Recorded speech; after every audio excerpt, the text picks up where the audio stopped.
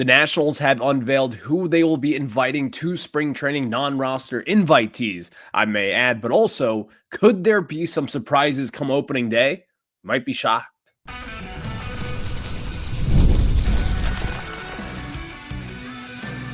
You are Locked On Nationals, your daily Washington.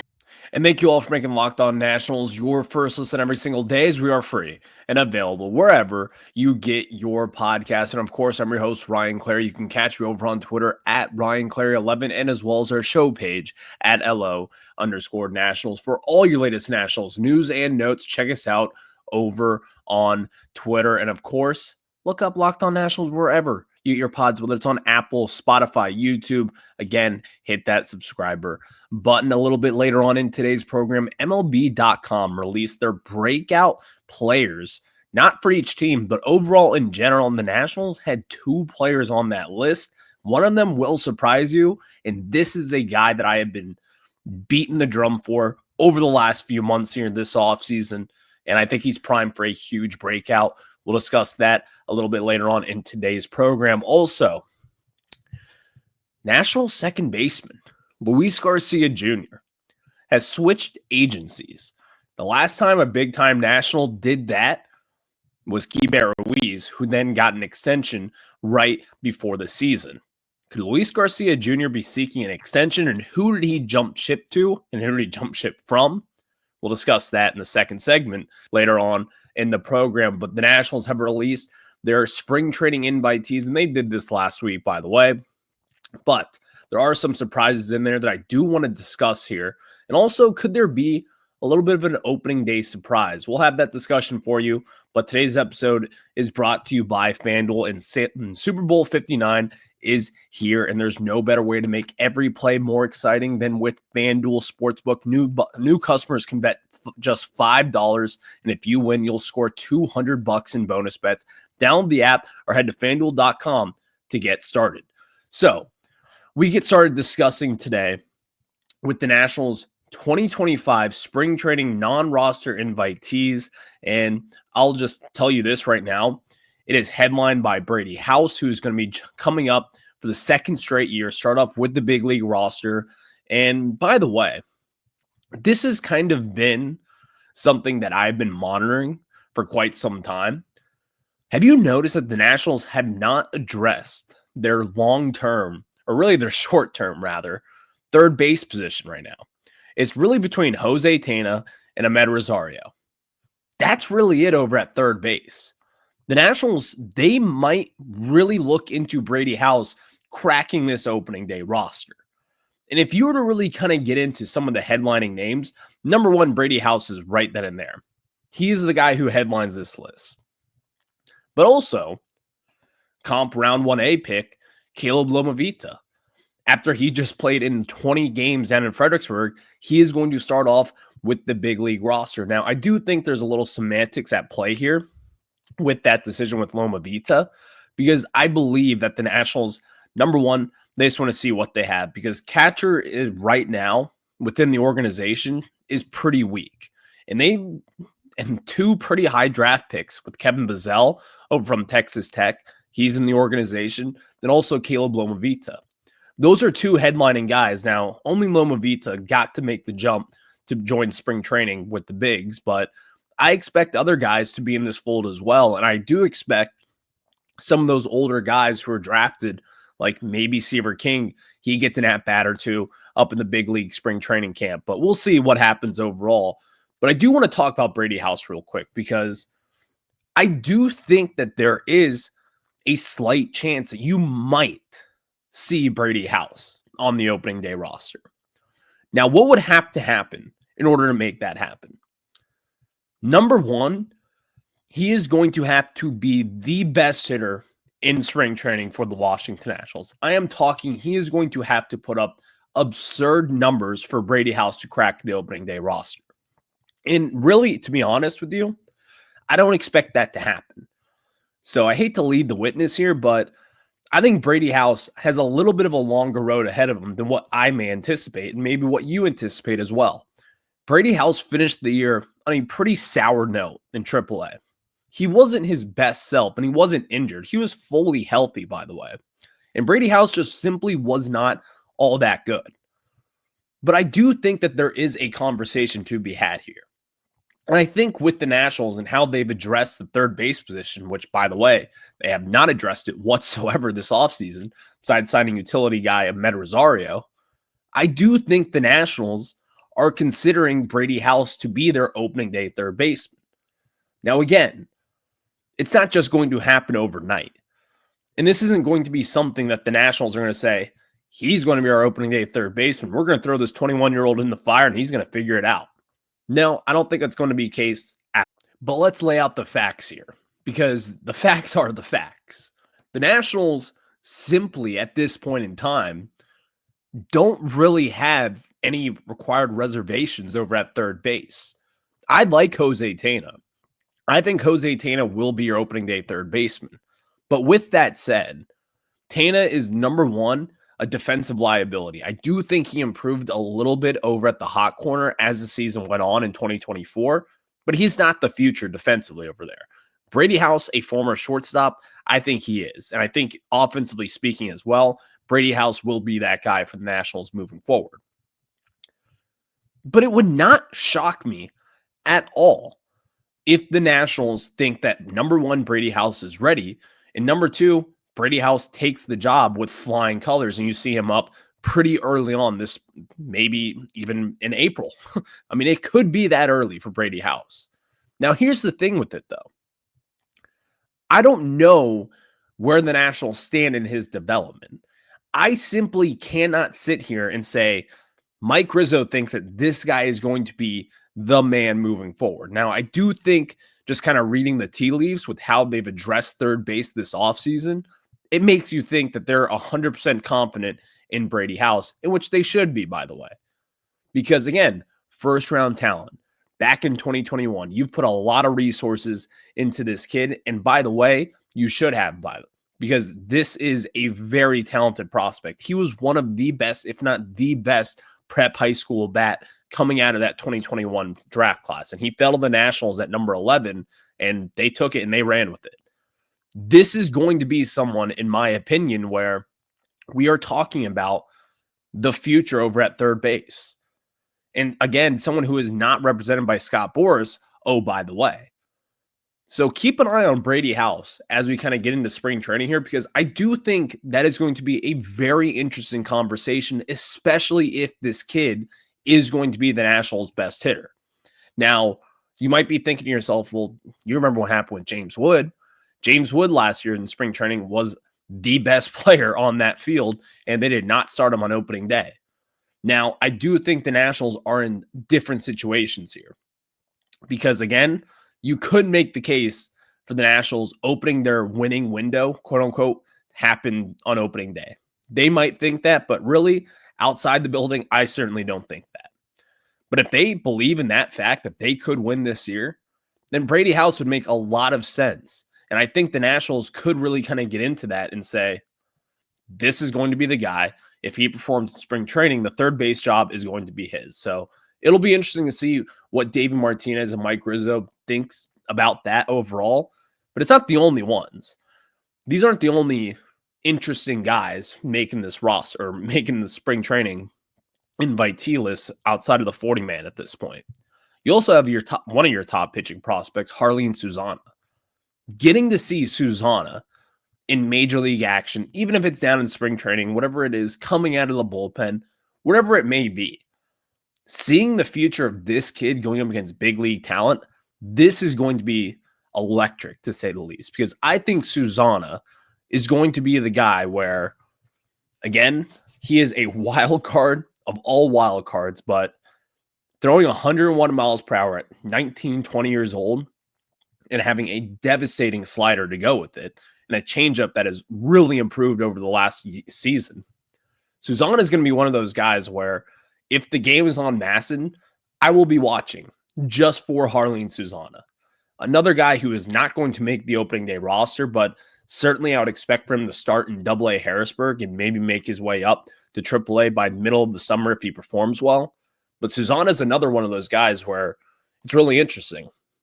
Another two pitching prospects who are knocking on the major league door right now. You got Brad Lord, who is probably the best overall pitcher in this organization outside of Travis Sakura from this past season. He performed very well in multiple different levels.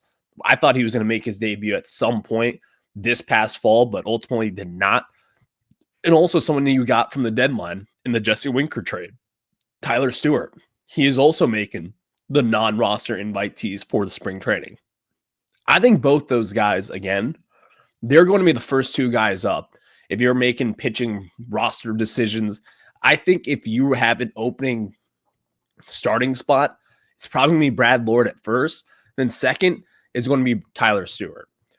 These are all guys that kind of headline this list outside of Caleb Lomavita, who I think Brad Lord has a chance. I think Tyler Stewart has a chance. And certainly I do think Brady House ultimately has a chance. Maybe not that big of one, but these are all really interesting non-roster invitees. And I can see the Nationals going with it and going through with whatever they decide to do this spring training. I think there's going to be some position battles. I think the Nationals will be able to kind of weed out the lesser prospects and give Brady House an opportunity to take this third base job. And I think that is going to be the big headline heading into spring training outside of your stars with Dylan Cruz and James Wood. So this will be interesting to watch as the Nationals kind of move forward with this kind of dark hole over at third base right now. We don't necessarily know what will happen. I would think it's going to be Jose Tena to start on opening day, but still, you never know. It could be Brady House. Thank you all for making Locked On Nationals your first listen every single day, as we are free and available wherever you get your podcast. Speaking of Scott Boras, National second baseman Luis Garcia, I believe 2 years ago, left Scott Boras, went to Octagon Sports with Keibert Ruiz, and Keibert Ruiz then right away got an extension. Scott Boras then pulled Luis Garcia Jr. back, got him under his agency, and now Luis Garcia Jr. has left again. And the timing of this is pretty interesting. Could the Nationals be trying to extend Luis Garcia Jr.? We'll answer that. But also, do I want to extend Luis Garcia Jr.? My answer is no. I'll explain why that is after we tell you about our friends over at FanDuel. And of course, Super Bowl 59 is here. One game, two teams, endless possibilities, and there's no better way to make every play more exciting than with the FanDuel Sportsbook app. Whether it's predicting the first touchdown, calling the MVP, or even betting on the coin toss, FanDuel makes it easy to get in on the action with live betting all game long. You can adjust your bets as the game unfolds and feel the thrill from kickoff to the final whistle. The live betting feature lets you stay involved no matter what happens on the field, and the app is super easy to navigate. Plus, knowing that you can place a $5 bet and potentially win $200 in bonus bets for the Super Bowl, that's the icing on the cake. All you have to do is download the app or head to FanDuel.com to get started. Bet just $5, and if you win, you'll score $200 in bonus bets. That is FanDuel.com.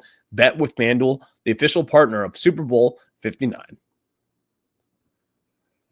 Now we get back into it discussing Luis Garcia Jr., and he has switched agencies. He was represented by Scott Boras Jr., which there is no introduction needed for Scott Boras. If you are a Scott Boras client, there is no long-term negotiations ongoing with him. We know his deal, and that's just what he does, and he does it well. So there's that. But he is now being represented by Moss Agency. And by the way, I will throw this out there. I don't know all too much about Moss Agency. It's MAS Agency. I saw this, and I think it's really interesting because, again, when someone switches agents, especially from Scott Boras, it makes you think, is this player, number one, thinking of trying to sign an extension? And number two, a branch of that conversation is, are the Nationals trying to extend Luis Garcia Jr.? Let's tackle that first. I do believe that Luis Garcia Jr. and as well as the Nationals are probably interested in getting him tied up long term. Now, at what price? Luis Garcia Jr. was he was the second best offensive second baseman in all of baseball this past year, especially in the National League. Jose Altuve came up, He started off the season really slow, finished really hot. So obviously, long term, I'm going to take Jose Altuve, the former MVP. But Luis Garcia Jr., I do think the Nationals and Louis are going to want to try to find an extension here. And I think it makes sense for both sides, by the way. Luis Garcia Jr., while he has had a lot of downs, he is coming up from a very good season offensively. And also, he took a little bit of a step forward at that second base position. As far as second base goes, that's not really a prime offensive position. And Luis Garcia Jr. delivered in a very good way for a second baseman. I think if I'm the Nationals, again, you need to tie up this talent that you have, especially the young guys, long term. It's something that I have been just begging for years and years and years. The Atlanta Braves have done it. And really, that's the end of the list. But I think if the Nationals believe in what Luis Garcia Jr. is, if they believe in the development and the steps that he has taken to get to this point, then I think this is a really smart move by the Nationals if they believe in it. Now, here's the downside to it. Or not the downside, maybe the flip side of the conversation here. I would not extend Luis Garcia Jr. I have seen a lot of different things from Luis Garcia Jr. It is one of those weird subjects where he is still on the upward trajectory. He is still developing. In some way, somehow, he is still pretty young. He's 24 years old, turning 25 at some point this year. So he is still a puppy in baseball terms. But I would not extend him at this point because I have seen a lot of bad seasons, a lot of bad habits from Luis Garcia Jr. And by the way, he was just sent down in 2023 for, not to take the direct quote because that's not what was said, but for being a little lazy. Now, maybe he has completely flipped the switch. He is all in on the Nationals. He is all in on taking his career to the next level. We've seen him working out all offseason long. But I'm not willing to take that gamble just yet because I don't know how high his ceiling goes. Is this it? Is having a 760 OPS his ceiling? If that's the case, then, that's a fine offensive second baseman. But overall, what does that really get you? If I'm the Nationals, I'm going all in on CJ Abrams, which we just talked about yesterday. I'm going in on trying to extend Dylan Cruz, who's a Scott Boras client, so it's probably not going to happen. I'm trying to go all in on James Wood, another Boras guy, Mackenzie Gore, another Boras guy, or hell, even a Jake Irvin. That's what I would do if I'm the Nationals. I'm not 100% bought in the fact that the Nationals should go and extend Luis Garcia Jr. at this point. I've seen just a lot of bad habits overall, and even coming off a career year for him where he really just kind of revamped himself and got himself in place to be a good second baseman. I just think at this point, it doesn't necessarily make all the sense for the Nationals. And I don't think the Nationals should put the resources into Luis Garcia Jr. at this point in time. Now, with that said, if the Nationals do decide not to extend Luis Garcia Jr. and this season he breaks out yet again and he is confirmed to be the second baseman of the future for the Nats, then we could be talking. But then the price tag goes up. So this is a gamble overall.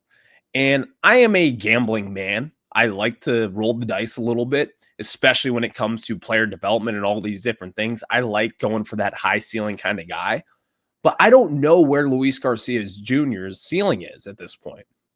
Like, is he what we saw this last year? Is that the floor for what the prime of Luis Garcia Jr. is? If so, then you should probably extend him. If you think he's got a little bit more as well, you should probably extend him. But was this past year just kind of luck and a little bit fluky? Or is this what Luis Garcia Jr. is? These are the questions that Mike Rizzo will have to answer, and as well as the player development department, because I'm not sold on extending Luis Garcia Jr. at this point in time.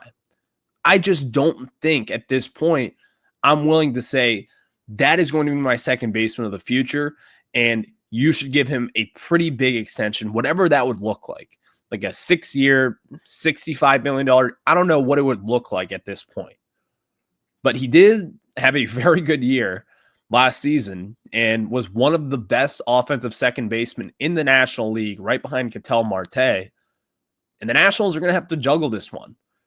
Will they decide to go in and extend Luis Garcia Jr.?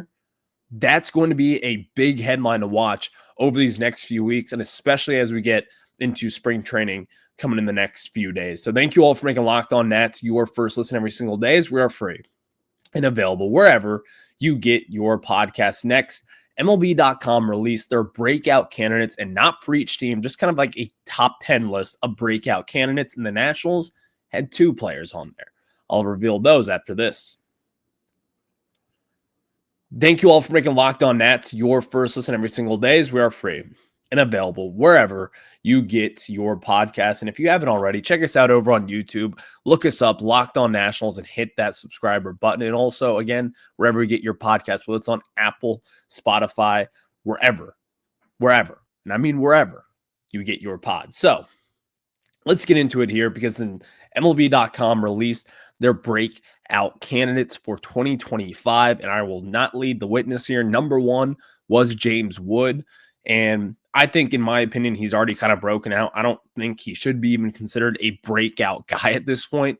This is a household name as far as prospects go. He was the number 1 prospect in all of baseball last year. He had a very good rookie season, and James Wood is going to be a star. I don't really think he's a breakout candidate, but the number 2 guy was really what kind of got me a little giddy. And it got me a little excited because I've beaten this guy's drum for the last few months here during this offseason, and also during the season, the end of it in particular. DJ Hers. He was listed as one of the breakout players for 2025. They think he's going to have a breakout campaign, and I am all ears when it comes to DJ Hers. I said it in the second half of the season. DJ Hers was your best pitcher. DJ Hers was the guy going out there every 5 days or 6 days, whatever it was, and he was putting out great performance after great performance. I am all in on DJ Hers in 2025, and I'm glad to see that MLB.com is also all in on DJ Hers. Over his final 10 starts for DJ Hers, he was lights out. And by the way, if you take away one of those starts, his second to last start against the Mets, he gave up 7 earned runs and was rocked. When you're young and when you're in your rookie season, especially going against that hot Mets team late on in September, that's going to happen to you. Whatever, you move on. But in those final 10 starts, 47 and a third inning pitch, 53 strikeouts, 33 hits, a 3.61 ERA. And again, that was very inflated after going 3 innings pitch and get up 7 earned runs against the Mets. A 3.12 fielding independent pitching, a 190 batting average against, and a 546 OPS. Again, even with that bad start against the Mets, DJ Hers was very good for the Nationals in the back half of the season. And again, was your best starting pitcher. Mackenzie Gore ended on a strong note as well to end September, but if you were to just take the second half as a whole, from August all the way through September, he was a very good pitcher for this team. And not just by rookie standards, he was just a very reliable, good pitcher. You knew he was going to go out there, give you 5 innings, strike out 5 to 7 guys in that range, walk a couple as well, and just deliver a quality start.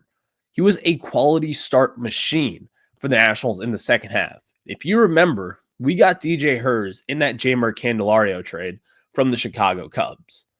DJ Hers, in my opinion, will be a mainstay in this rotation through the duration of his contract. Yes, he is that good. And I think he has the potential to be even as good as like a number 2 at the tip top of his ceiling. DJ Hers has a ton of potential. He's got a nasty changeup. He's got a great fastball that generates swings and misses. And again, he strikes out a lot of hitters, and that is just what I like to see from my big-time starting pitcher, which I think Hers could be down the road. But I thought that was interesting because, again, it's not just us. He is starting to get noticed, and I think we could be primed for a big breakout season when it comes to DJ Hers. So keep your eye on that in 2025. I'll catch you guys on the flip side. Have a good one. Go Nats.